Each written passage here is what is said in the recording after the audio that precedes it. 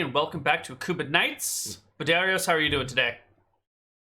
I'm great. I'm stoked to be put into my place this session because I mean it's Bud's history, so we'll see where it leads us, right? Yeah. So for those of you that are wondering, where is everybody else? Today is a flashback episode. We are looking at something that happened in Bud's past a long time ago. Specifically, back when Bud woke up in Outlast, a Drakissian city, and sort of just woke up on the beach and found himself sort of conned into joining the fighting pits. And now he is a punching... What is the name of your martial art? Ragnar? The name of the martial art is Trucknor, or Trucknor. I think it's kind of a bit of a German pronunciation, and it means full of body, like a martial art that uses most of your body parts, even though Bud specializes at using his feet to kick groins, but that's not the center tradition of this martial art.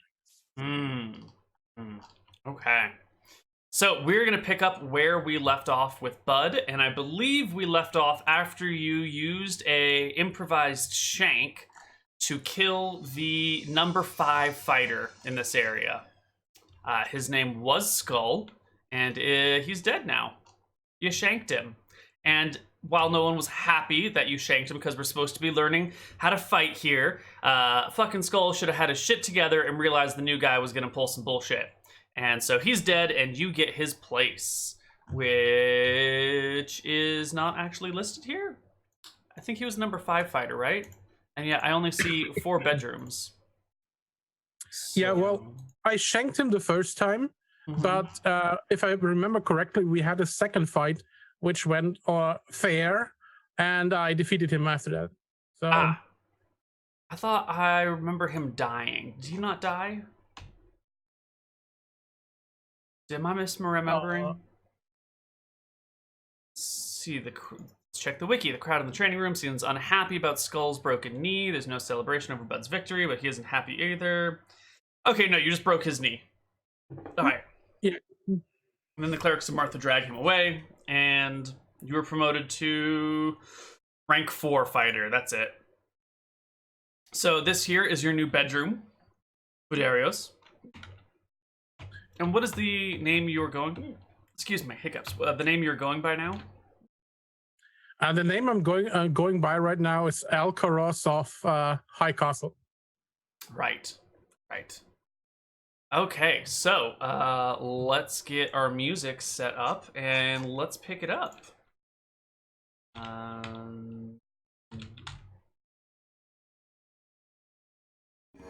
Way too loud. Whoops. Sorry. Should have adjusted the volume before I started playing it.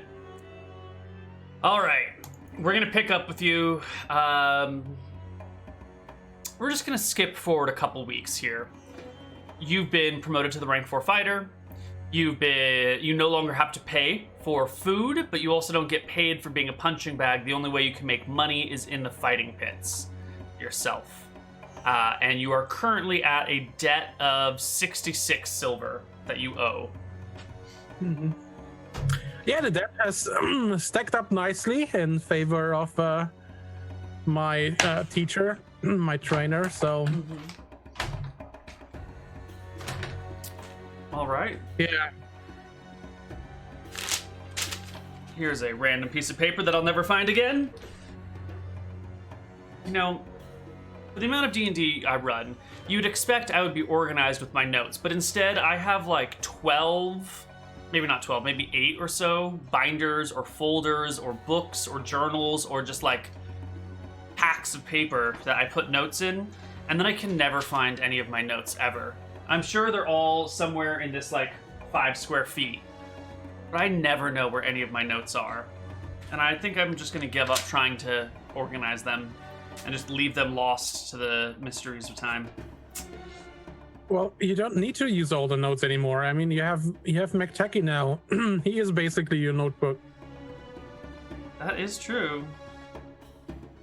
That is true. But sometimes I have to make secret notes, you know? You can always tell me, Neal. I'm going to write it down. All right. Don't worry about it. Great. So the fifth child of King Harazim that's still alive, I need you to write this down before I forget, is Sammy. He's actually 2 people in one, all right? Just keep that to yourself and remind me later.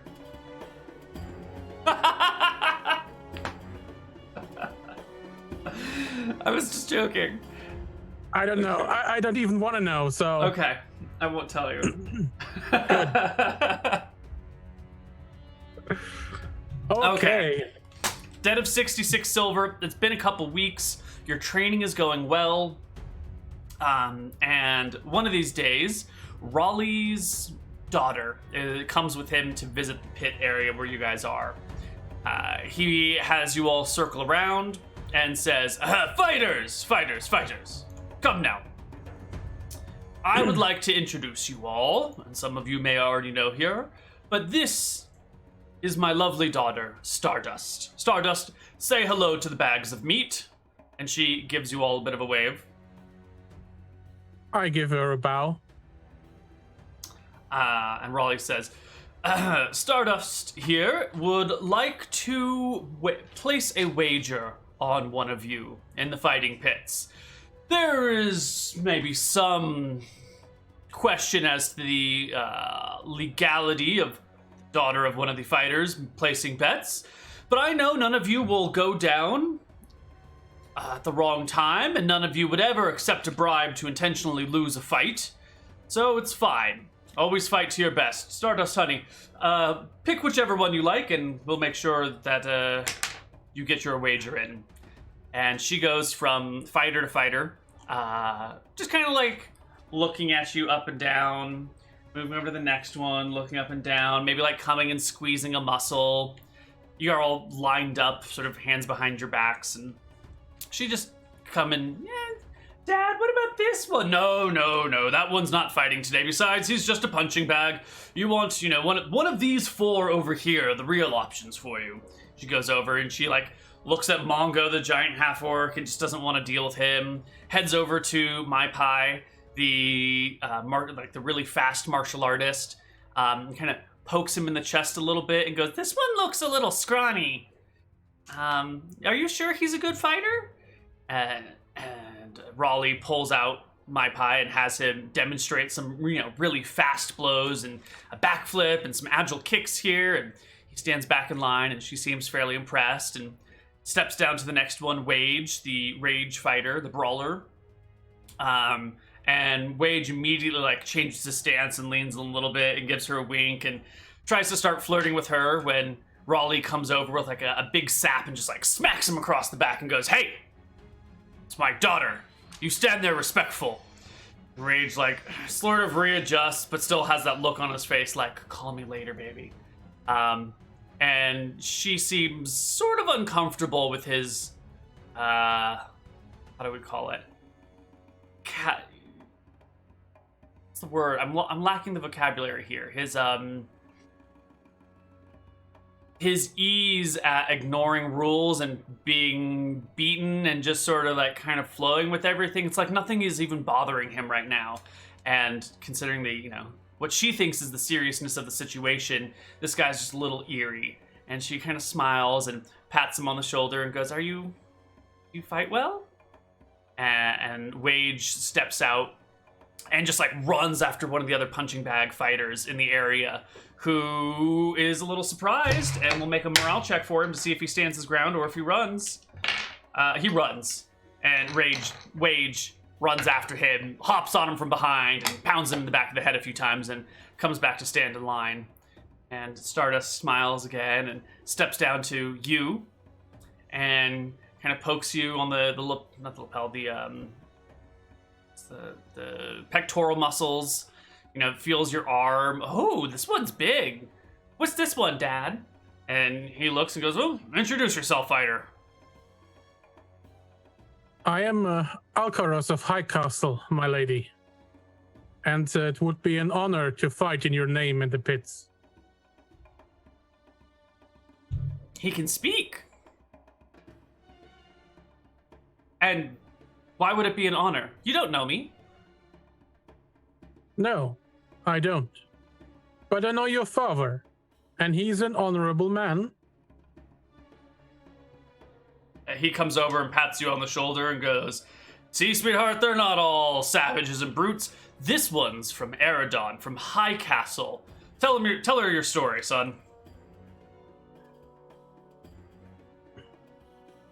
I am Alcaros of High Castle. My father was in employment for a noble, and my travels have led me into a lot of places on this continent, and gambling. I gambled too much, and at some point, I lost everything and landed here in Outlast. And your father had the generosity to take me into his service. A kind man as he is. He pats you on the shoulder and says, look at this, huh? Which one of these four would you like to place your wager on? And she looks back at Mongo and shakes her head and goes to my pay and thinks about it, looks at Wage and is still sort of like put off by his skeeviness and looks between you and my pie. Isn't sure which one to bet on. So Raleigh says, well, if you're not sure which one to fight, which one to be your champion, why don't we have them fight each other? And you can pick up based on that. So they clear the arena. Everyone steps back onto the sides, and they are going to fight the two of you together here in this little area. Let's grab a young Budarios, not a full-grown Budarios. No, the young one. The cute one. Oh no, they both have 37 HP. What? What? Why does young Budarios have so much life? He shouldn't. I have 10 HP. I have no idea what you're talking about. Oh, because the token attached to young Budarios is actually attached to old Budarios. Ooh. There we go. Roll 20, you're so clever. So complicated sometimes. Okay, there we go. No. Why is it still... Oh, that's why. Okay. HP, AC. There we go. Okay, much better. And let's get my pie as well. Go. And so we will get Budarios and my pie together at last, like everyone's always wanted, those two kids. And you guys get to square off against each other. And let's just do some initiative rolls. And we'll just battle the two of you. Okay. My pie is going to roll a 13 for initiative. Not super great. And let's get our combat music up.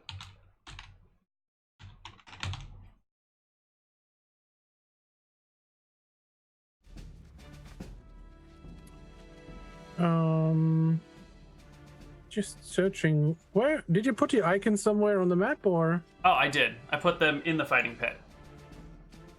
Oh, great.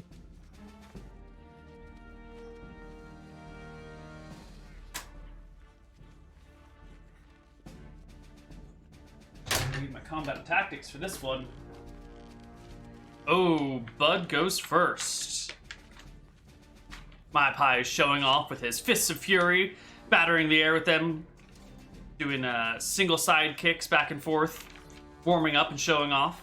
But Bud gets the drop on him. Well, Bud is more in defense posture. He knows he's not this the fastest usually, but he's more boxing right now. He's not using that many kicks, so he's just trying to punch him with an 8, which I guess is a miss. Certainly not. I guess the two of you enter in something like this, and we're gonna put a... Oh wait, second attack. Oh yes. Because I got specialization in it. Another 8. That's beautiful. someone brings Stardust a glass of wine, and she hangs out on one side watching the fight while everyone else is, scattered about. And I guess, what's his name?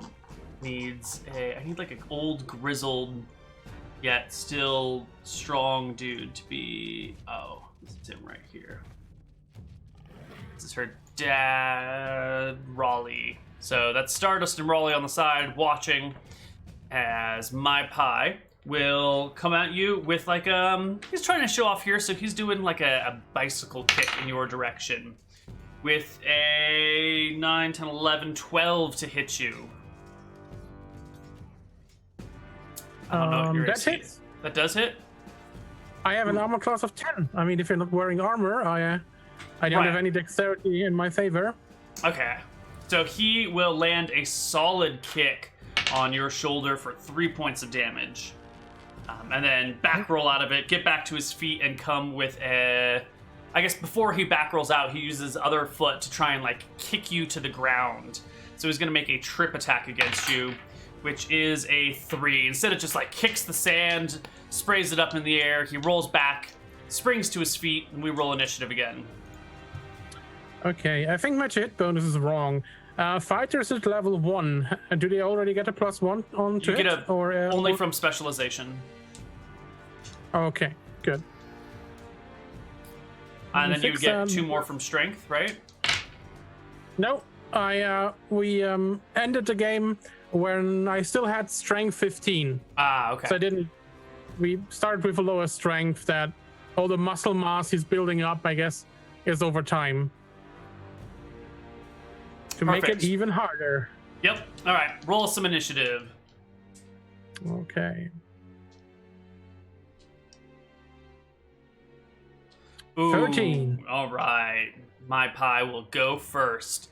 Once again, he wants to show off his speed, dexterity, and cunning tactics. So he's going to go for another trip attack. This one is more of an actual throw. So he like runs into your left side, tries to like pull down on your elbow and kick your foot out. He will make an attack roll, which is a 5, 6, 7, 8. So he goes to grab you, but you spin and slip out of his way, and he can't quite get a grip on you well enough to give him the foot sweep he's looking for. And so instead, he'll just bring an elbow around to the side of your neck. With a 3, 4, 5, 6 to hit is no good either. The elbow just misses your neck, careens past you, and he's left standing in the spot alone, a little bit away from you when your turn rolls around. How much damage was the first attack again? 3. 3. Okay. Okay, so why the hell? Okay, let's not bother with that.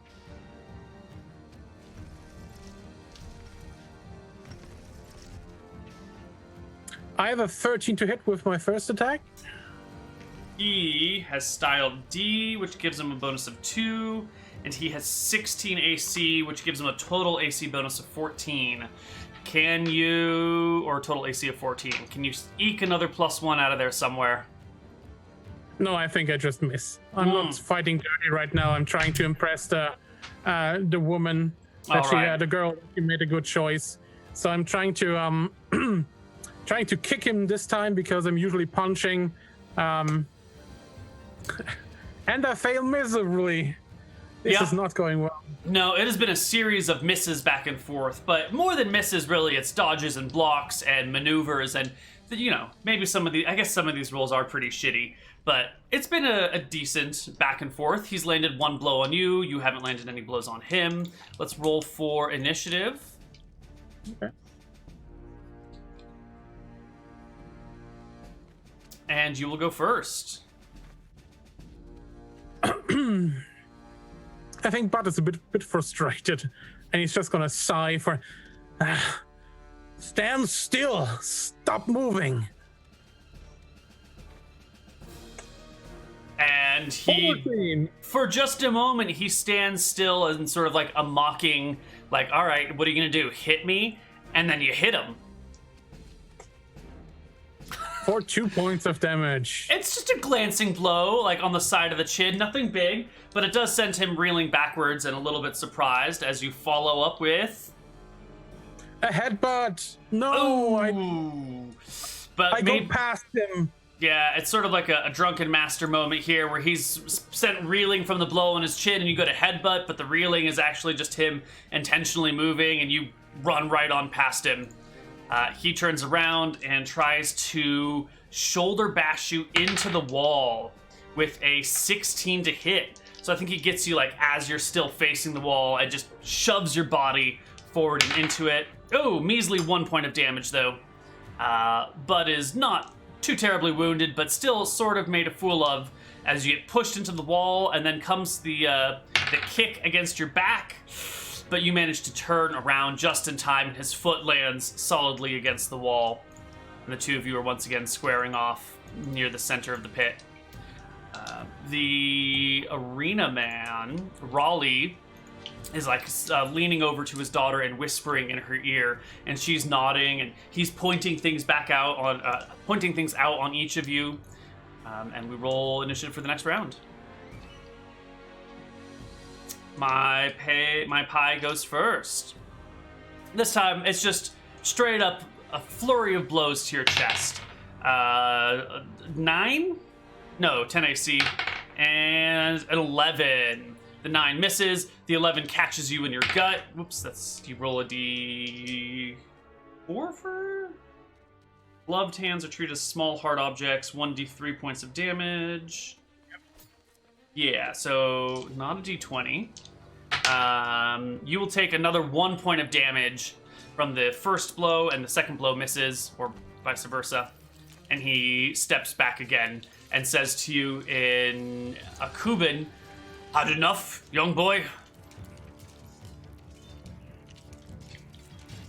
I'm a bit,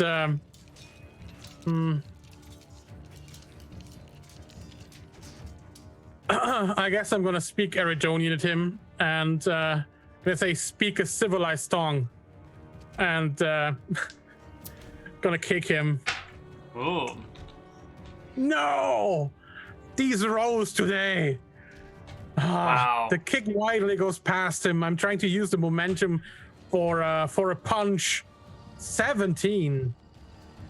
17 will do it. You will catch him right in the gut after your first blow missed entirely. This one, right in For that. 4 points of damage. Ooh.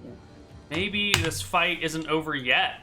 You're both at about half hit points right now, and poor my pie is reeling from the blow to the gut. You can see him like almost puke up whatever he ate for breakfast, but hold it down and rolls initiative.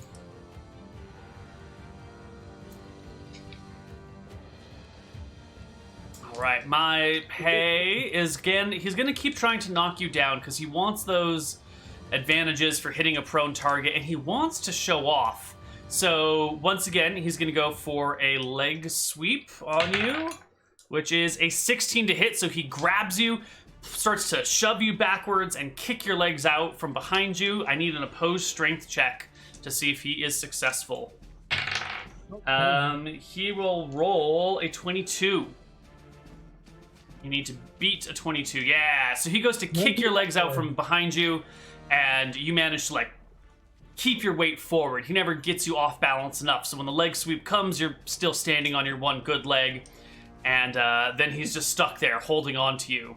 And he's going to go for a headbutt on the side of your head, sort of like using his head to smack sideways against you. Yeah. Ooh, but it is a natural 2 modified to a 5. So it's no good, and you've got him now, bud. Or it's your turn, and the two of you are grappled. I guess this is a smile on my face, and maybe this is the time where Bud starts to find out that groin kicks might be useful, and he's trying a groin kick. No! A 4. You go for the groin kick, and my pay sees it coming and just sort of jumps up a little bit, just high enough that your knee comes up and comes back down without quite hitting him, and looks very unhappy about your possible technique here. Second attack. Yeah, I'm a bit disappointed that nothing is working today. So, he's going to go for a headbutt as well. For No. 7. No, he's just misses the headbutt as well. What is going on? I trained so much. You can hear Raleigh from the side saying, "All right, hurry it up, one of you. Finish this quickly. We have things to do today." And my pie, I don't know why I keep calling him my pay, goes at 8. Oh, yeah, sure. Oof. Okay. He's going to try and knock you down. You guys are already grappled, so post strength checks. Well, ooh, he rolls like a 20. All together or? All together, yeah. It's not a good roll. 22. You stay standing. Barely hanging on. And he's going to do it again. He's going to try and knock you down and pin you from above.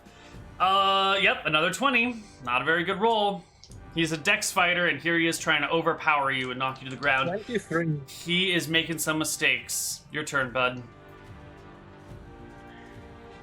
I mean, clearly he doesn't think I'm gonna groin kick him twice, right? So, I mean, it's an illegal move. Who would do that? Let's see. 11. He doesn't get his dex because you guys are grappled, but I still think the style D will prevent it. So this time he brings his knees together and catches your groin kick with his foot, or with his knees. time for an uppercut. Oh! 7. That misses as well. All right, Raleigh steps in and pushes the two of you guys apart, being like, all right, break it up. That's enough. So, sweetheart, what did you think, huh? Who did you want to pick? And she steps in and examines the two fighters. You're both at half hit points. Neither of you have really done anything impressive here. So I'm just gonna roll my pie's charisma. And then, oh my god, you're both gonna make charisma checks. And whoever's got the highest charisma check roll, oh my god, will be the one she places her bet on. Unbelievable. Well, make yourself a charisma check here. Yes. There it comes. No. She looks back and forth at the two and goes, well, that was interesting. But that one, she says, pointing to my pie, I think he's the better fighter. Did you see how fast he was? He grabbed that groin kick with his knees. And Raleigh goes, yes, he did block that groin kick, and like glares at you, bud. And then, separates the two fighters, has my pie go rest because he's going to go fight in the arena today, and pulls you aside, walks up to you and goes, didn't we talk about the groin kicks? It came over me. It was just in the middle of the fight.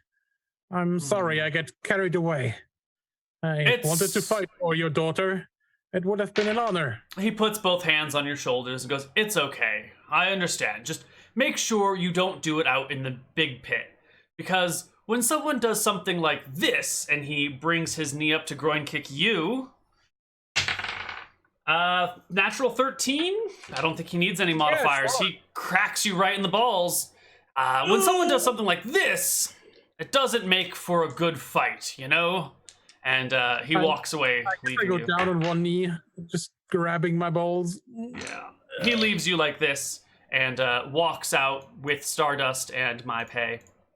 She throws one last look over her shoulder at you, as if she's second-guessing herself, but happily heads off with her father and the winning fighter, if you can call him that, leaving you in the pits alone. Soon the other fighters... Go ahead. And I lost. No, charisma 5, and I lost. That's just... Well, he did roll that natural 20, I think that's just she's got a thing for maybe lithe, fast men. And even though he's maybe not very charismatic, he's got the build that she's looking for. And Bud is more of like the big boxer, the big puncher. And my pay is more of the small boxer. Okay. Yeah, that's fine.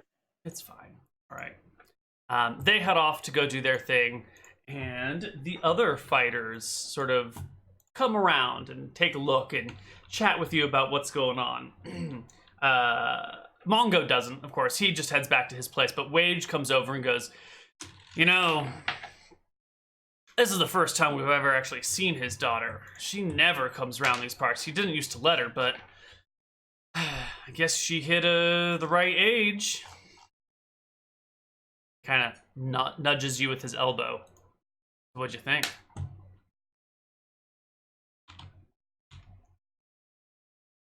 I think it is his daughter.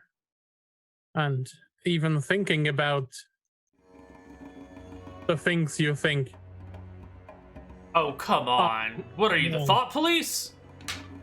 You know, they might have you here with a big debt, but that doesn't mean you gotta be slaves to the way they think. But you don't need to look after every woman just because she is of age, do you? There must be I'm sorry, I don't involved. understand. What do you mean? It's not all about sex, is it? Isn't it? I mean, what else is No. there? There's love, passion, and emotions. I mean, it's like walking into a brothel. Who does that? You mean you've never done that? No. Oh, bud. Oh, bud. We're going out tonight. I'm friends with one of the guards. From time to time, I can slip away, and you're gonna come with me tonight, and we're gonna hit up one of the famous Drakissian brothels here in Outlast. You're gonna love it, I promise. No, I think I have to work on my technique. I didn't even. Did you see how awful I was? Mm-hmm. I couldn't hit it. I just hit him once or twice. Mm-hmm. You know what would help with that? Getting What? laid. You gotta work it out of your system. You got a lot of poison in there. You gotta get it out one way or another, you know? And some ways are better than others. I can use a drink or two. There you go. We'll slip out tonight. And the rest of the day passes, sparring, fighting, the usual stuff. But that night, Wage comes up to your room, opens the door, pulls you out with him, and heads up the staircase to where the guard is with the shield and the spear. And he like levels the spear in your guys' direction. And Wage goes, "Hey, Danny, buddy, you're gonna let us out, right? I mean, my bud here has never been to a brothel. And we gotta go outside and see what's up." And the guard shakes his head, and Wage gets a little bit close and goes, "Come on, man. This isn't the first time we've done this. And you know, we're gonna be fighting tomorrow. Gonna make some good money. I'll pay you off just like normal. It'll be fine." And the guard sort of hesitates, and Wage nudges you and goes, "Tell him you're gonna give him money." Yeah. Sure. If you needed something, I'm gonna help you out. The spear comes up, and the door gets opened, and the two of you step out into the streets, where Wage quickly grabs your arm and goes, "All right, we're going this way. We're gonna head down, not towards the docks. Never go to the docks, all right? I know that's where they are, but there's a lot of women down there, and they're cheap. Never go to the docks. Always go inland, at least, 6 rows. Much, much better everything over there." And so he brings you through the city streets at nighttime. I think this is the first time you've been outside since the first day you were here, right? There's a short moment when I'm outside that I'm looking around, like guessing if this would be a good moment to run and just book it. But then there's a sudden moment where he just thinks, maybe I should once in my life see something through. Ooh. Even if it's horrible. I mean, I've been running all the time, And not trying to be a grown-up. Maybe it's this time that Bud should be a bit more responsible for himself and just finish what he started and get out the right way. I couldn't agree more. Yeah. Where are we? Well, let's go. But as I said, I'm only in for the drinks. I'm not there for the women. Totally, Or the man. totally. Sure, yeah. Definitely not there for that. Sure. And he brings you to this lovely little place. It's called what's a good name for a Drakissian brothel? It's called Smoke and Mirrors is the name of the place. And you arrive and it is, well, as you said, Bud's never been to a brothel, so I don't know what you were expecting, but the place is heavy with like rich incense that sort of like soaks the air, almost makes it slightly foggy. There's soft music being played in the background. There's these like lovely drapes of fabric that almost like cordon off different rooms. It's probably just one big room, but fabric hangs in all of these like ways that blocks off areas. You can hear the laughter and giggling of clientele and what's the opposite of clientele? The people who work there. The workers? Employees? The employees, the ladies and the gentlemen who work there, as well as the people who are here to visit, all kind of come echoing out of this area. Do I have anything that would work for this? I guess Bud is a bit stunned. His jaw drops like an inch too much, and he's just looking around, trying to figure out what is going on. The madam comes over and gives you both a respectful bow of her head, and says, my Lord Cage, welcome back, to Wage, who gives you a nudge and just says, go with it. And he says, my dearest madam, completely changing his tone and affect, we are here, again, on business, and this is my young apprentice. His name is Buddy. Buddy, say hello to the madam. Hello, my lady. It is a pleasure to meet you. You have a very fine establishment. She smiles, and he says, Buddy here is from Eridon, and would love to see something of his homeworld again. Do you have anything from Eridon? And she nods and gives you the, I'll be back in just one moment, heads off, and Wage reverts to his old self again and goes, all right, look, she's going to bring out a whole bunch of fine things, and it's your job just to pick. You have money with you. Oh, you're broke, aren't you? All right, I'll cover you this time, but you're going to owe me. I'm never gonna leave this place, right? I'm gonna owe everyone. And I just smile at this moment. That's the beautiful thing about debt, he says. Great. You can't take the money with you. Just live up to debt in your ear. Get up to your ears in debt, and then you die, and you don't have to pay any of it back. It's a beautiful thing.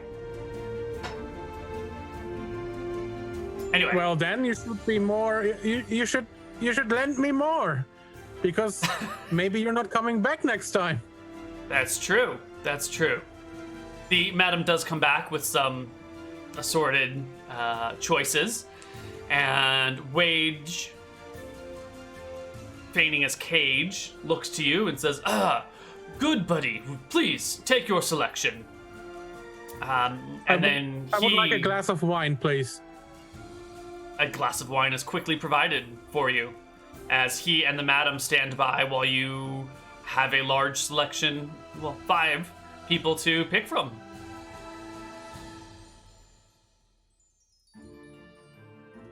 What do you want me to do?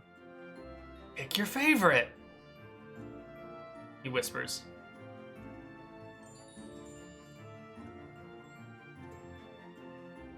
Come on, you can't be in the fighting pits and never have had a woman before. Well, I just look up and down to see, to look at the women, but right now doesn't care how the woman looks. He's just they're just all beautiful to him. So no matter who, no matter what age, he's just in awe. And then just the madam comes over and says, "May I make a suggestion? It appears that this might be your first time, and Tiana over here is perfect for beginners."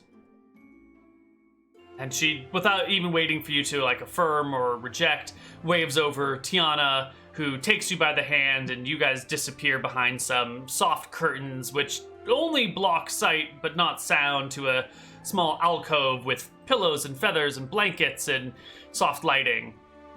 And you can hear Wage, pretending to be Cage, chatting with the madam a little bit, making some jokes at your expense that they're probably not intending for you to overhear, but, you know, just the little curtains. And he goes off, and sometime later, before the sun comes up that night, he comes and shakes you from your slumber and goes, "Buddy, we gotta go. We gotta get out of here.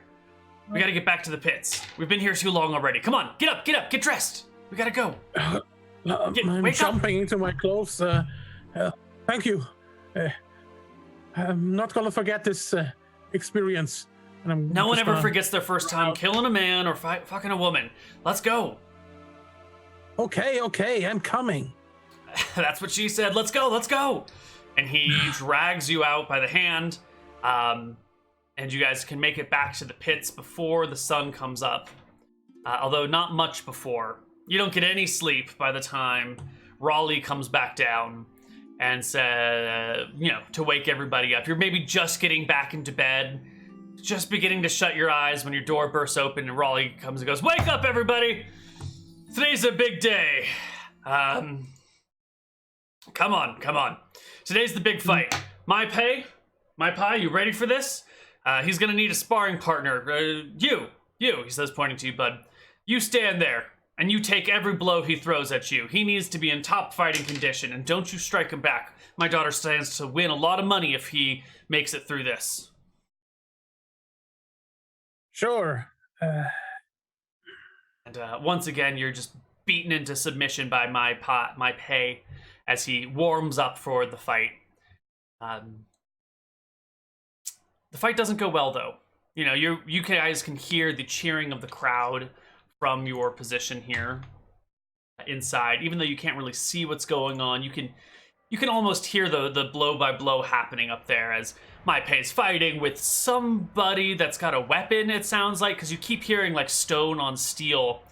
And 20 minutes later, after the fight began, my pay comes back down, and he is messed up. He's got a huge slash all the way down his front side. That the flexor where his leg meets his hips is just mangled and bloody. And walking right behind him is Raleigh, shaking his head, going, "Oh my god. Why did we agree to do this?" And he looks between the remaining fighters and just goes, well, Healer! We need a healer! Bud, you can take room 3. He doesn't call you Bud, he calls you, I forget what your fake name is. Alcaros. Alcaros, you can move on up to room 3. And then he looks over and goes, "You, punching bag! Take room 4. It's all yours now." And Wage, room 2. And everyone gets bumped up a bit. The healer comes and they try to staunch the bleeding, and my pie is not gonna die, but he is probably gonna be limping and crippled for the rest of his life. This was a nasty axe wound across him. I would assist the doctor if I can. What happened? Raleigh informs the both of you. He was fighting a man with an axe. One good blow and hit the ground like a sack of potatoes. Damn it. Why was he fighting a man with an axe? I told you we were gonna make a bunch of money. Unarmed fighters versus armed fighters, that's where the real money gets made, if the unarmed fighter wins. I thought my pie could do it. Well, lucky for you, she didn't pick you, bud. No, Alcazir. God damn it, I can never. Alcaros. It's not Alcaros. that much of a hard name. It's not. It really isn't. But for some reason, I just can't. Alcaros. Let me write this shit down.